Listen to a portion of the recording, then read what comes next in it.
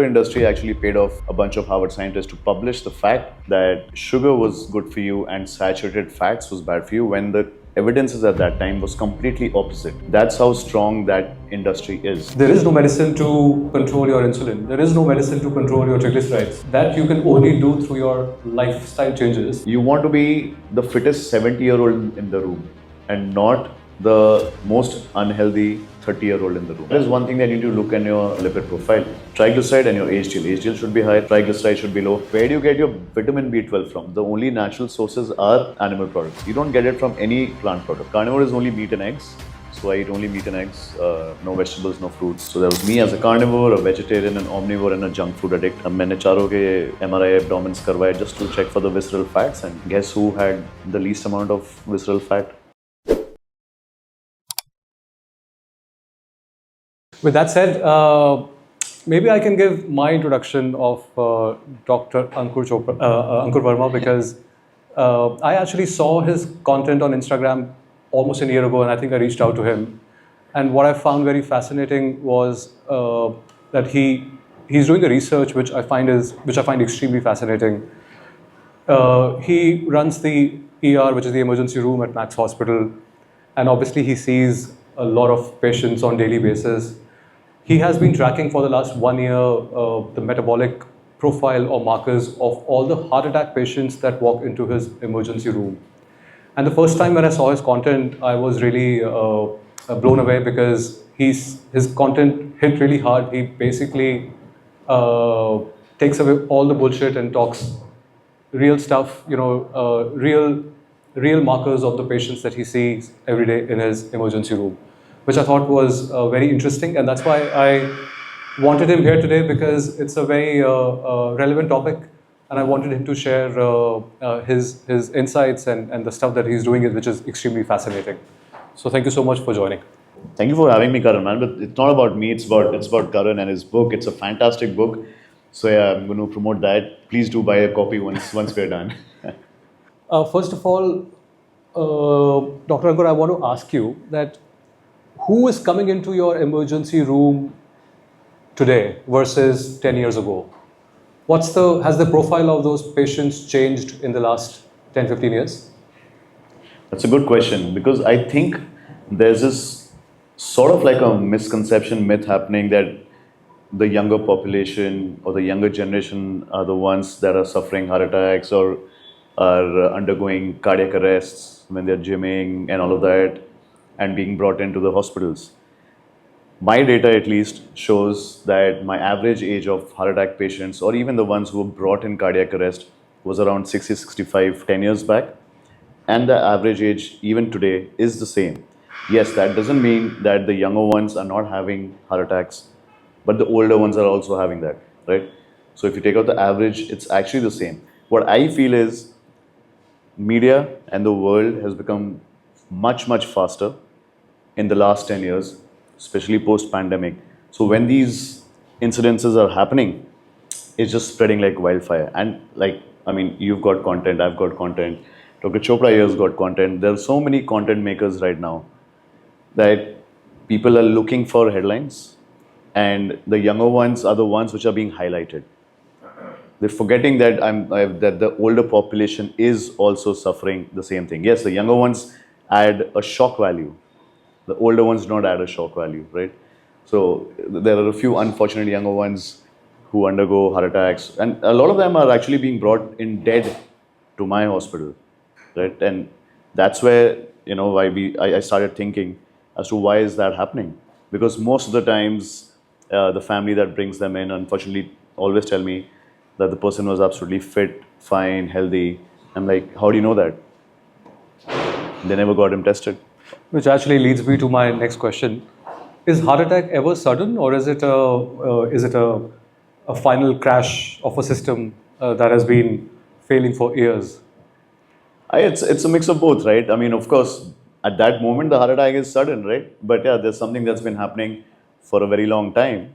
Your metabolism's getting broken, your mitochondria is getting broken, your arteries are getting broken, by broken air.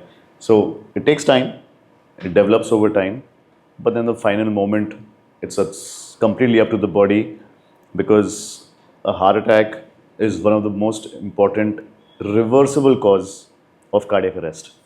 So a lot of people think that heart attack and cardiac arrest are the same thing. They're actually not. Cardiac arrest is when your heart stops pumping and functioning and moving. That is a cardiac arrest, means you're clinically dead. And a heart attack is one of the most important reversible causes of that. We can actually reverse it if you're brought into the emergency at the right time, right? I mean, if your downtime is more than 20 minutes, it's very difficult to revive you. But then if you're brought in at the right time, we can do that. So yeah, the heart attack at that moment is sudden, but there's a whole history behind it. And usually this history is in making for how long? 10 years, 20 years, 30 years, you never know. And it also depends on what you've been eating, right? So if you're eating a lot of ultra-processed foods, you're just going to fasten that speed up. Before we talk about the foods, I want to talk about the biggest myth. And Dr. Verma के content से I've seen that he actually busts a lot of myth. And one of that is that, by the way, I have questions on my phone. I'm not chatting, yeah? So one of that myth is that people think high cholesterol is the villain. But when you look at the blood work of the heart attack patients that are on your table, are they walking around with sky high cholesterols typically, or are you seeing something that contradicts this belief? Yeah, I mean, that's a complete myth. Dr. Chopra here is, I think, one of the biggest proponents of that. It's a myth, complete. So I've had a lot of discussions with a few cardiologists also in my department, in my hospital, where we've had discussions where I've told them, I mean, this guy's cholesterol levels are absolutely normal as per your reports. Actually, even in today's date, let me just start again. A lot of the heart attack patients don't even undergo a lipid profile. It's not a protocol. It's not a protocol from any of the foundations, any of the associations, that if somebody's coming in with heart attack, you check their lipid profiles. But I've been doing it for the last 1.5 years. And it's a surprising trend. I mean, yeah, I mean, it's absolutely normal. Or even if it is high, those people don't even eat red meat or eggs, right? And they still have high cholesterol. So this whole myth that eggs, red meat is going to increase your cholesterol levels, or being a vegetarian is going to keep your cholesterol levels in check, or having statins are good for you and they're going to bring down your LDL and your cholesterol levels, and that's going to prevent you from having heart attacks. All of those information which has been propagated over the years is turning out to be false in my set of patients, right? So if we look at metabolism and the biochemistry and the physiology, cholesterol is one of the most important molecules for your body, produced by every cell in your body, and it is just so important. And it's not that cholesterol leaks into your arteries. That's not the root cause. There's something else behind it. It's a molecule of life. Yeah, 100%. 100%. Yeah. So why this obsession with cholesterol? I don't know. I mean, yeah, it's been propagated since Ansel Keys, 1970s. The sugar industry, actually, people don't know that. The sugar industry actually paid off a bunch of Harvard scientists to publish the fact that sugar was good for you and saturated fats was bad for you, when the evidences at that time was completely opposite. Right? That's how strong that industry is, processed foods and the sugar industry.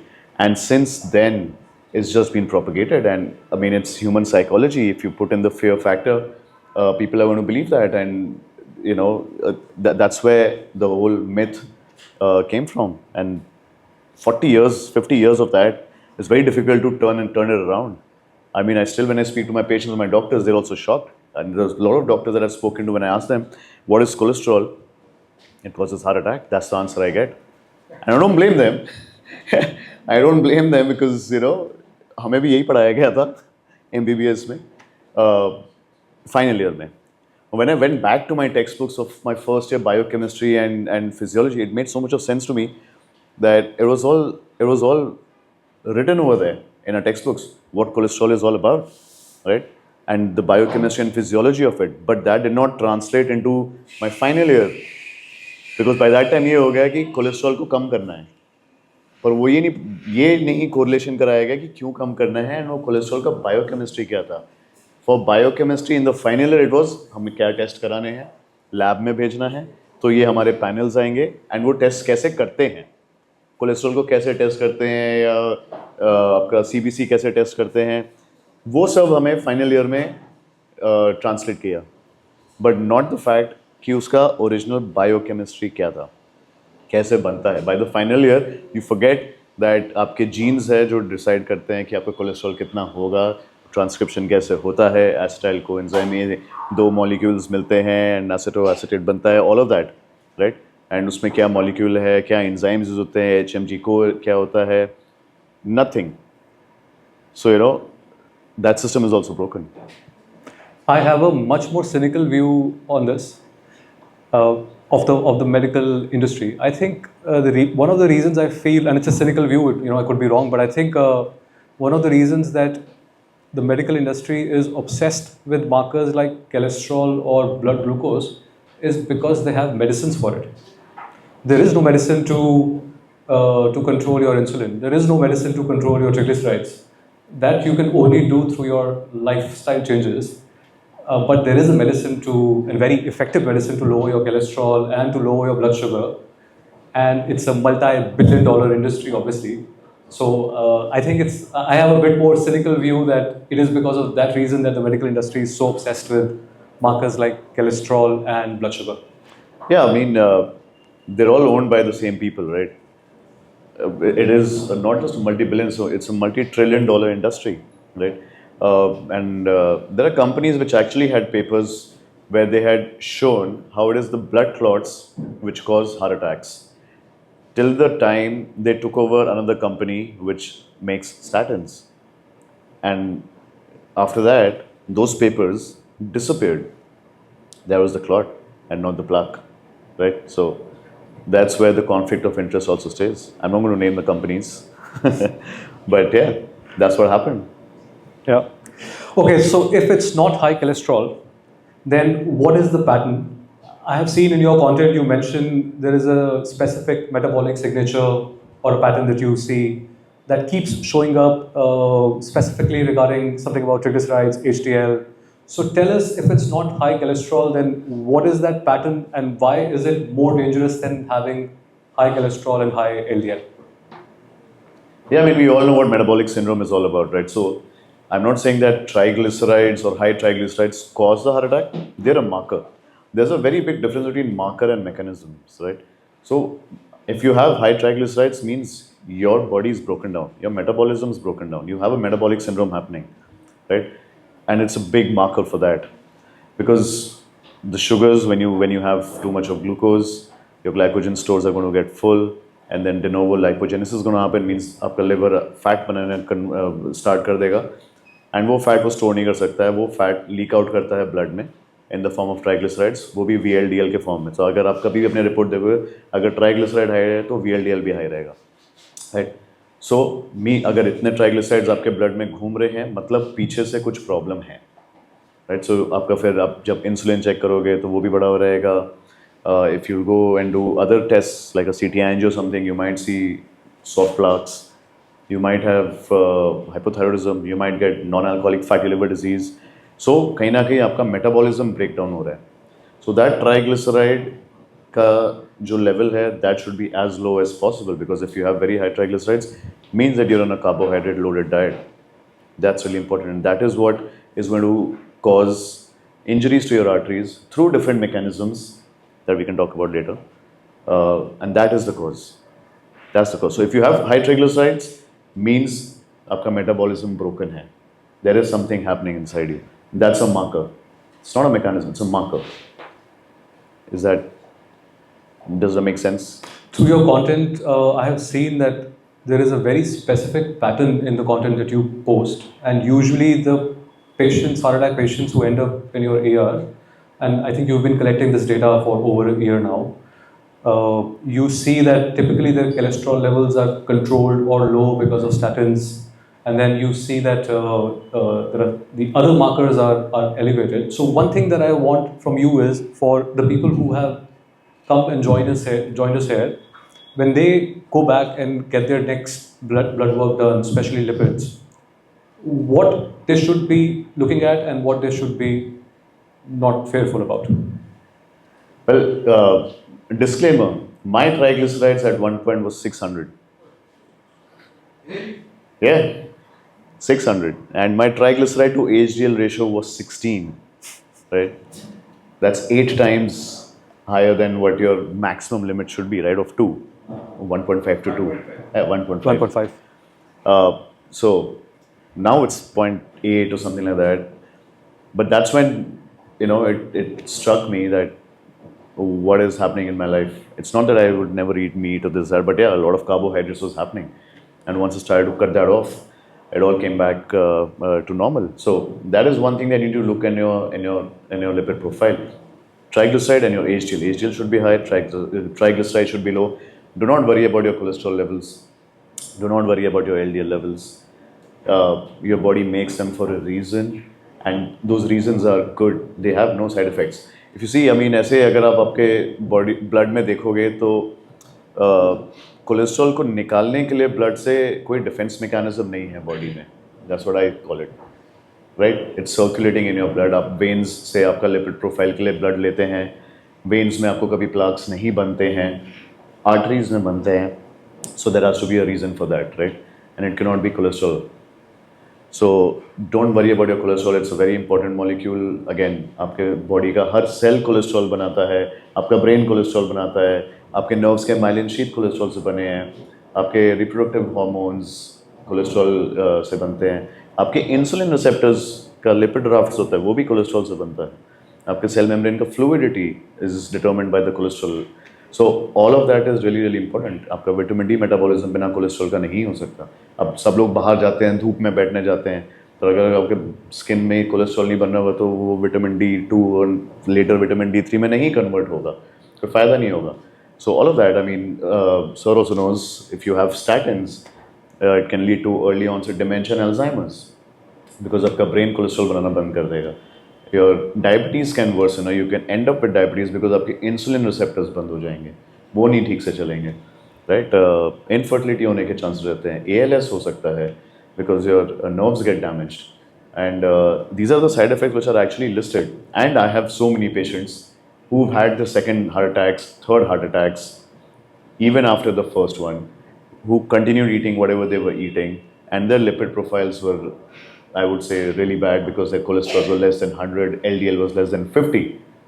उसके बाद भी अगर heart attack हुआ, then it's obvious that it wasn't the cholesterol or the LDL that was causing the heart attack in the first place. तो अगर आपको आपके lipid profiles में कुछ focus करना भी है, triglyceride को कम रखो, HDL को बढ़ा के रखो. Very clear message, thank you. अगला क्वेश्चन आई थिंक ज़्यादातर लोगों के लिए थोड़ा मुश्किल होगा सुनना, but I think it's a very important question to be asked. तो हमें लगता है कि vegetarian diet is a heart proof diet. हम घर का खाना खा रहे हैं, वेजिटेरियन शुद्ध खाना खा रहे हैं, that is a heart proof diet. But आपका जो डेटा मैंने देखा है, it very clearly shows that रफली, and you can talk about it, but रफली 60 to 70% of the patients that end up in your ER with a heart attack, they are vegetarian, if I'm not mistaken. And I think you've seen a pattern कि उनका vitamin B12 and homocysteine, B12 काफ़ी कम रहता है and homocysteine high रहता है. तो can you please explain कि ये क्यों हो रहा है after eating such a clean vegetarian diet? This was a surprise for me also when I started doing. It's an epidemiological study. मतलब अभी that's one of the few studies that I'm actually conducting. But yeah, 65% of the population were pure vegetarians, and by pure I mean they don't even have eggs, right? And so this becomes a very carbohydrate-loaded diet. Even if you're doing like 2 chapatis a day or just 1 katori rice and sabji and all that, plants store all the energy as carbohydrates anyways, right? And every carbohydrate is going to break down into glucose. That's going to happen. And we've collected a lot of data. Abhi uska full analysis chal raha hai because we've taken all the confounders. We've taken smoking, we've taken alcohol, we've taken the kind of oils used, right? Workouts, exercising or sedentary lifestyle. We've taken all of that into consideration. So usse bhi काफ़ी study चल रहा है. But one myth definitely is broken that if you're going to stay away from egg and red meat and you're going to be heart healthy, वो hypothesis wrong prove हो रहा है, right? And so it was a surprise, and that's what I spoke to a lot of my neurologists and my cardiologists about. That see, ये तो पहले भी नहीं खाते थे, smoker भी नहीं है, alcoholic भी नहीं है, and ghee में खाना बनता है and mustard oil mostly. Very few people. I was quite surprised that very few people use refined oils in their homes. जब मैं वो पूरा data study कर रहा था, and this is a data of about 11,100 patients or something like that, which is quite a big data for just one department. So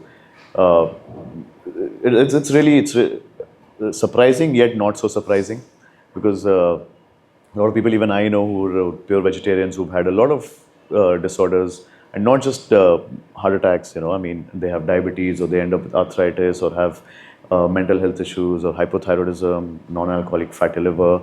All of those are there, right? So for me, clearly, it's not helping. It's not. And India में ऐसा नहीं है कि diabetes अभी आया है. It's been documented since 600 BC. And meats तो पहले इंडिया में बहुत खाते थे till we got invaded.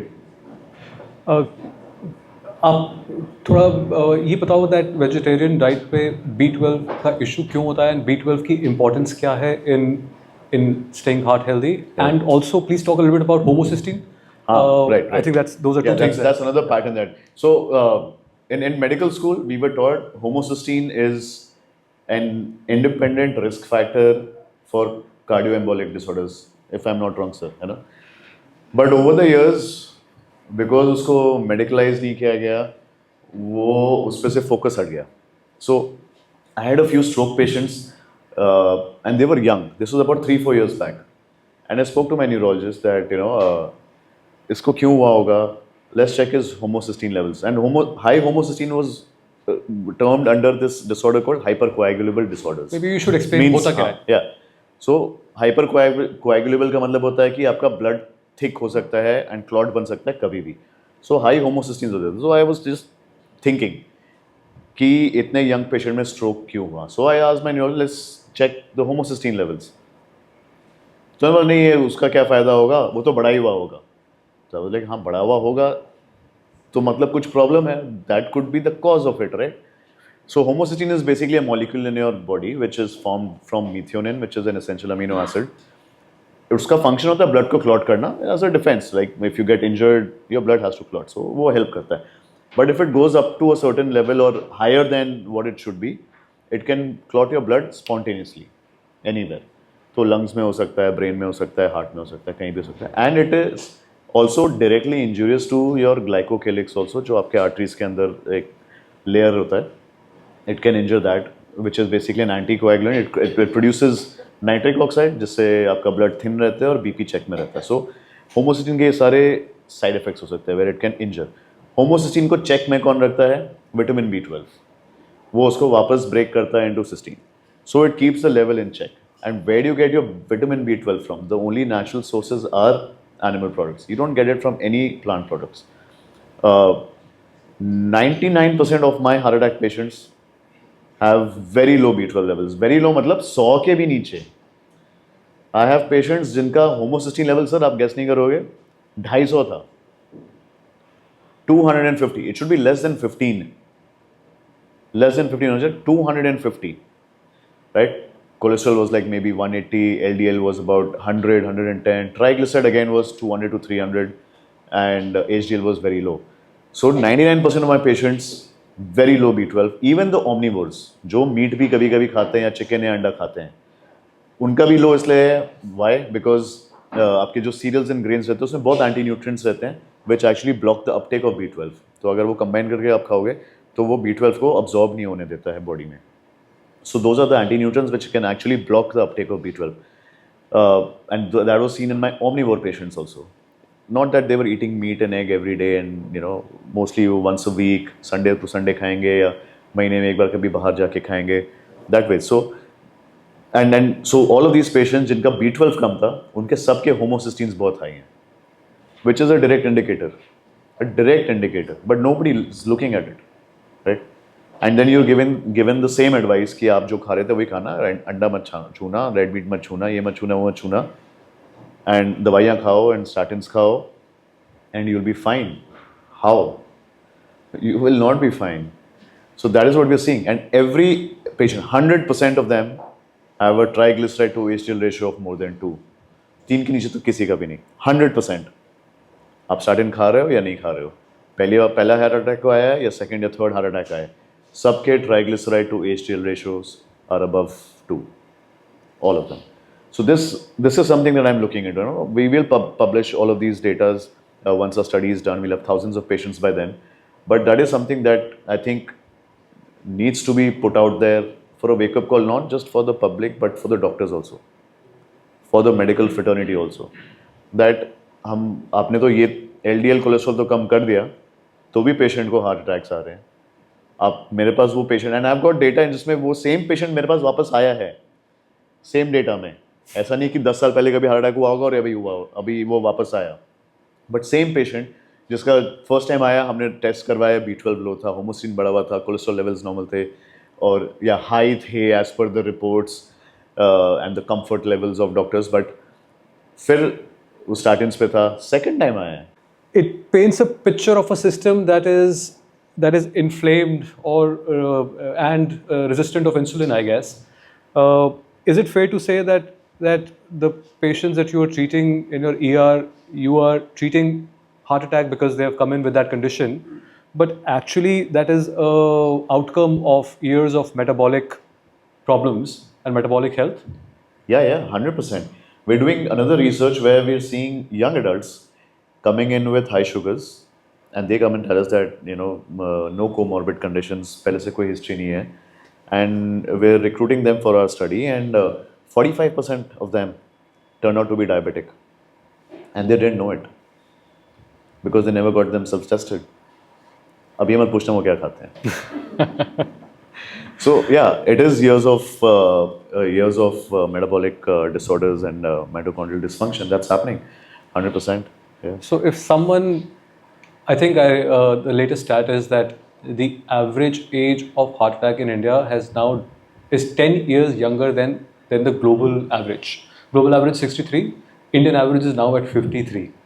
So if an average person is a guy or a girl is having an heart attack at 53, is it fair to say that the underlying problem started in their early 30s or 40s? Even 20s, you never know. 20s, 30s, 40s, yeah. 40s तक तो नहीं. अभी तो वो this is something that I like to tell people that we've made sickness synonymous with aging and aging synonymous with sickness. आज के ज़माने में लोगों को लगता है चलो हम 30 हिट कर गए, अब हमें को पैंटोप्राजोल या ओसेड या एंटासिड खाने का टाइम आ गया है और 5-6 साल में शायद थोड़ा बीपी का प्रॉब्लम हो जाएगा हमें क्योंकि हम बूढ़े हो रहे हैं, तो ब्लड प्रेशर की दवाइयाँ खानी पड़ेगी. उसके थोड़े साल बाद हमें डायबिटीज़ की दवाइयाँ खानी पड़ेगी, फिर शायद नी रिप्लेसमेंट करवाना पड़े, right. And that is the problem. वो ऐसा विशियस साइकिल हो गया है. And we are equally to blame, doctors and health care facilities also, because we are prescribing you medications, we're not looking at the root causes, and we are also, and a lot of doctors also take a lot of medications, right, because वो भी age कर रहे हैं. But aging should not be equal to sickness and illnesses and metabolic disorders. It should not be. It actually should not be. You can actually be fit. Look at Sir over here. Nobody can guess his age, and he's fit, and he does so much of exercise and holistic approach and grounding and all of that. आधे से ज़्यादा doctors को नहीं पता समझ में आएगा grounding क्या होता है, right. So that needs to be taken out. I mean I went to a conference once where I actually asked a lot of the doctors to raise their hands if they know of doctors who can proudly say that my OPD footfall has fallen down because patients don't need my care anymore and my medications anymore. I've reversed their chronic disorders. कोई भी नहीं. Even me as an emergency physician, I can ask myself this question or my group of doctors this question, that we do save your life in that moment of time, but what about later? What's happening to the patient later? आप heart attack लेके आए हो, मैं उस समय तो आपको बचा लूँगा. आप कार्डियक अरेस्ट में आए हो, CPR करके probably I'll be able to revive you at that time. What's going to happen later on? Who's giving you the advice कि आपको फिर से मेरे हार्ट डिपार्टमेंट में हार्ट अटैक लेके या कार्डियक अरेस्ट लेके ना आना पड़े? वो नहीं हो रहा है. That's the sad part. So on that note, if you want to, if there's one advice that you would give, or you can give multiple also, but don't talk about food yet. So eat healthy नहीं बोलना. Eat healthy हम next question में cover करेंगे. If you have to give an advice to the audience who's here so that they don't end up in your emergency room, what would you tell them? It could be advice, it could be markers, it could be anything that you think is important. See, there are a lot of things that you can do, but one thing that I like to say is do not normalize junk food. I know you said don't say eat healthy and this that. मैं उसको दूसरे वे से कह रहा हूँ that it's not okay to normalize junk foods for yourself or for your kids, because हमने भी खाया junk food. अब सब लोग यही बोलते हैं यार हमने तो खाया था तभी तो मेरा ट्राइग्लिसराइड 600 पहुंचा. I'm lucky कि I was not the same as my other patients who come in with heart attacks. I mean, people are coming in with triglyceride to HDL ratios of 4 with a heart attack, right? मेरा 16 था. I could have had a heart attack any day, 100%. So if you're going to normalize, and वो बोलते हैं यार हमने भी fries खाया, अरे बच्चा है कोई बात नहीं यार कभी कभी खा लेने दो. It is not okay to normalize junk foods for your kids. Forget about yourselves. For your kids. One advice: you want to be the fittest 70-year-old in the room, and not the most unhealthy 30-year-old in the room. That's one thing that you should look into.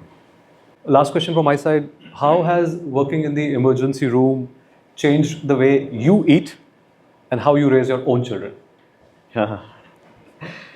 So everybody knows what I eat. That's I don't think so. Maybe you should tell, because it will be a shock for many of them. I feel. I'm pure carnivore. Almost 3 years into carnivore. Maybe you should tell what carnivore is. Carnivore is only meat and eggs. So I eat only meat and eggs. No vegetables, no fruits. I've cut off dairy because it was reacting. It was pasteurized dairy basically. So that's all I eat. My family eats the same. This happened because of my own experience, obviously, because my triglycerides at 600, and then I started doing my research into nutrition and everything else.